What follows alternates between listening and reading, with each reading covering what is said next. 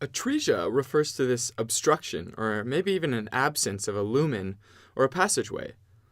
Biliary has to do with the bile ducts or gallbladder. So biliary atresia is when there's some sort of blockage, deformity, or even a total absence of a bile duct. Biliary atresia specifically refers to newborns or young infants, and it can be a congenital defect, meaning something that happens during fetal development, but more commonly it's some sort of inflammation that happens soon after birth that leads to the destruction of the bile ducts. There isn't a definitive cause of biliary atresia, but it's generally thought that some viral or toxic substance might induce the inflammation.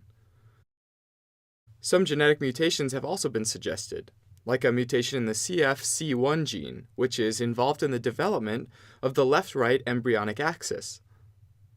At any rate, the mechanisms and pathogenesis are still pretty foggy, and it likely depends on a combination of genetic and environmental factors. Newborns with biliary atresia usually develop jaundice. Since there's some destruction or deformity of the bile ducts, eventually there's an obstruction to bile flow, right? And bile will start to build up. Pressure in the ducts will increase, and that bile will eventually push its way through the tight junctions between the epithelial cells lining the ducts and leak out into the blood. This increases the amount of conjugated bilirubin in the blood, which leads to this yellowing of the skin and eyes.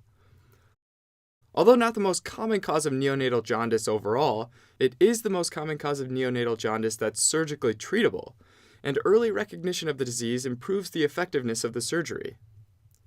Typically, the surgical procedure used for biliary atresia is called the Kasai procedure.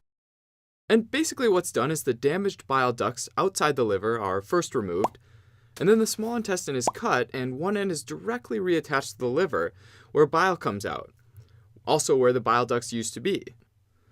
This allows the bile to drain directly into the small intestine. The other end of the small intestine is reattached to another spot along the small intestine, such that now there's this path from the stomach to the small intestine, as well as a path for the bile to drain from the liver. Although this procedure can be effective at reestablishing some bile flow, a lot of newborns continue to have slowly progressing liver disease and will often need a liver transplant by 2 years of age.